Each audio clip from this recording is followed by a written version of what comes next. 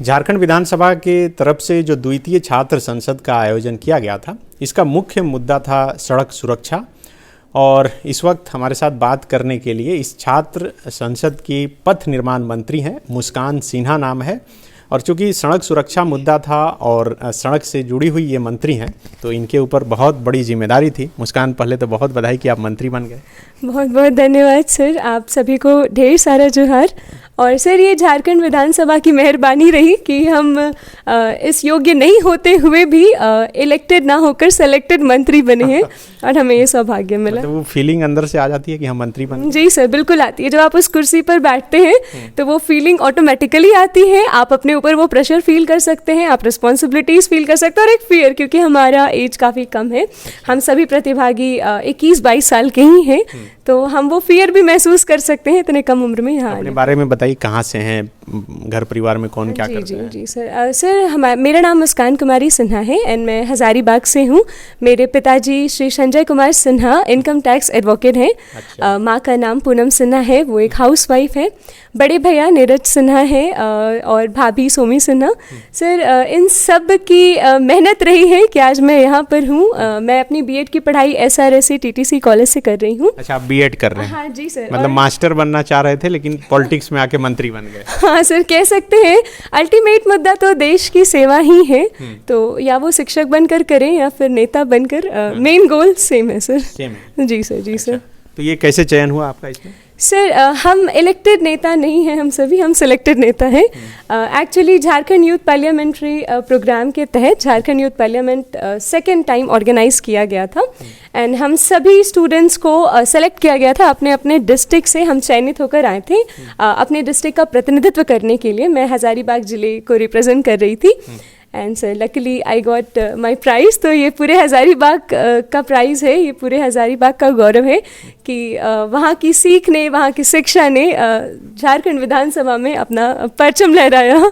तो ये जो मुद्दा था सड़क सुरक्षा, इस मसले पर जब बात उठी तो आप अपने तरफ से क्या उसमें बात रखे और क्या कुछ निकल के आया फाइनली? जी सर, ये एक विधेयक पर चर्चा थी, झारखंड सड़क सुरक्षा विधेयक 2022 एंड क्योंकि मैं पक्ष दल की नेता थी तो मुझे इस बिल का सपोर्ट करना था। एंड सर, ये बिल वाकई काफ़ी ज़रूरी है क्योंकि इसमें वो सारे संशोधन, वो सारे मंथन किए गए हैं जो बहुत एक रिक्वायरमेंट है, एक बहुत ज़रूरी चीज़ है। हमारे देश के जो आंकड़े हैं सड़क दुर्घटना के, वो काफ़ी दिल तोड़ने वाले, और भारत प्रतिनिधित्व कर रहा है पूरे विश्व का सड़क दुर्घटना के मामलों में, हम सभी जानते हैं ये बात। तो सर, इसकी रोकथाम के लिए कुछ तो करना होगा। ये आंकड़े ही हैं जिन्होंने सरकार को वाकई इस तरीके से बाधित किया है। सरकार बाधित है कि वो कड़े नियम उठाए, कड़े कठोर नियम बनाए ताकि ये सड़क दुर्घटना के मामले थम सके।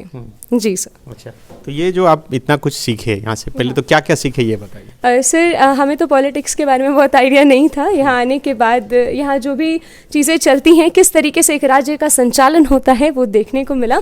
और न सिर्फ देखने समझने को मिला बल्कि उसमें भागीदारी करने का भी मौका मिला, जो एक one time opportunity, one time life experience था। कभी आप अपने विधायक या सांसद से रूबरू हो पाए थे? नहीं सर, इसके पहले मिलना तो नहीं हुआ था, पर हाँ, जयंत सिन्हा जी के द्वारा मेरे माता पिता को कुछ दिन पहले ही सम्मानित किया गया है। क्योंकि सर, मैं दिल्ली पार्लियामेंट में भी मैंने स्पीच दिया था झारखंड को रिप्रेजेंट करते हुए एंड वो 14 नवंबर चिल्ड्रंस डे के ओकेशन पर था। हमने जवाहरलाल नेहरू जी को ट्रिब्यूट दिया था एंड ये नेशनल यूथ पार्लियामेंट्री 2022 के तहत ही मेरा सिलेक्शन हुआ था नेहरू युवा केंद्र के माध्यम से, और मेरा स्पीच में भी सिलेक्शन हुआ था, तो मैंने स्पीच के माध्यम से भी अपने स्टेट को रिप्रेजेंट किया। तो एक सम्मान के तौर पे, एक गौरव की बात को लेकर उन्हें सम्मानित किया गया। तो मुस्कान, जब आप इतने करीब से देख चुके पॉलिटिक्स को, समझ चुके हैं कि विधानसभा में कैसे कार्रवाई चलती है, तो आप आना चाहेंगे पॉलिटिक्स में? सर, मैंने जैसा आपको पहले भी बताया कि अल्टीमेट जो गोल है वो तो देश सेवा ही है। अब let the destiny decide sir कि आगे क्या होता है। मेरा ऐसा कुछ स्पेशल प्लानिंग नहीं है अबाउट पॉलिटिक्स, पर मैं आना चाहूँगी सर। अगर भाग्य का साथ मिला तो मैं बिल्कुल अपने देश के लिए कुछ करना चाहूँगी। आप कभी विधायक या सांसद अपने इलाके को, या वार्ड पार्षद या मुखिया जो भी हो, या मेयर, उसको देखती हैं तो मन में कभी सम्मान का भाव आता है, या फिर जैसे सब कोई बोलता है कि ये अभी जिस हिसाब से बोलना नहीं चाहिए लेकिन कि ये घोटाला करता है, पैसे खा जाता है, लोगों को परेशान करता है, ये भाव आता है? सर हर सिक्के के दो पहलू होते हैं, पॉलिटिक्स को देखने का भी नज़रिया बिल्कुल वैसा है। लेकिन सर मेरा अपना जो नज़रिया है, मैं कभी भी ऐसे मंत्री से मिलती हूँ, उन्हें देखती हूँ, तो मेरे मन में कभी ये फीलिंग नहीं आई कि उनके प्रति एक नेगेटिव फीलिंग नहीं आई, नकारात्मक मिली नहीं सर। दूर से देखा तो ऐसा। किसको देखे सर? अपने सांसद जी को, अपने विधायक जी को, अपने क्षेत्र के। जयंत सिन्हा जब मंत्री थे तब। हाँ जी सर, मनीष जायसवाल, ये लोग हमारे एरिया में आते रहते हैं, ये लोग ज़मीन से जुड़े हुए लोग हैं, तो काफ़ी पब्लिक संपर्क में रहते हैं सर, तो उनको देखना हुआ है। एंड उनको देखकर मैंने कभी भी ये नहीं सोचा कि नकारात्मक एक भाव नहीं उत्पन्न हुआ सर। इसलिए नहीं हुआ क्योंकि मुझे मेरे परिवार में हमेशा से यही सिखाया गया है कि जब जिम्मेदारियां आती हैं तो प्रश्न चिन्ह भी खड़े होते हैं, और दोनों तरफ से आपको बातें सुनने को मिलेंगी, नकारात्मक सकारात्मक। लेकिन इससे कोई इनकार नहीं कर सकता कि हमारे देश का संचालन हमारे नेता ही कर रहे हैं, उनके द्वारा बनाई गई पॉलिसीज़ कर रही है। तो पॉलिटिक्स को मैं एक काफ़ी सकारात्मक पहलू से देखती हूँ सर। वो एक ऐसा जिम्मेदारी भरा प्लेस है, एक ऐसा जिम्मेदारी भरा पोजीशन है जो ये इस चीज़ का रिक्वायरमेंट है सर कि आप पोटेंशियल है आप में, आप सिर्फ तभी पॉलिटिक्स ज्वाइन कर पाएंगे। तो बैठे बैठे ये कह पाना कि सचिन 0 पे क्यों आउट हो गया, या ये पॉलिटिशियन ऐसा क्यों कर गया, इससे और अच्छे से कुछ करना चाहिए था, चाहे जैसे आपने कहा घोटाला या जो भी एडवाइस देने में सर कमेंट। हाँ जी सर, कमेंट करना ईजी है, लेकिन जब आप उनके जूतों में कदम रखते हैं तो आपको एहसास होता है कि वो कितने जिम्मेदारी भरा पोस्ट है सर। बहुत अच्छा आप बोलती हैं, इसीलिए स्पीच। धन्यवाद सर, ये आपका बड़प्पन है। शायद मैं अच्छा बोल लेती हूँ, इसके पीछे मेरे माँ पापा का पूरा परिश्रम है, उनके जेनेटिक फैक्टर्स हैं जो मुझ में आए हैं। पापा भी अच्छा बोलते हैं या मम्मी अच्छा बोलती हैं? सर दोनों, मम्मी घर पे, पापा बाहर। जी सर, पापा एडवोकेट है हमारे, तो हमारी ये जो स्पीच की क्वालिटी है ये तो कम्प्लीटली जेनेटिक फैक्टर पापा का है, और इसकी देखभाल का पूरा जिम्मा हमारी माँ का है।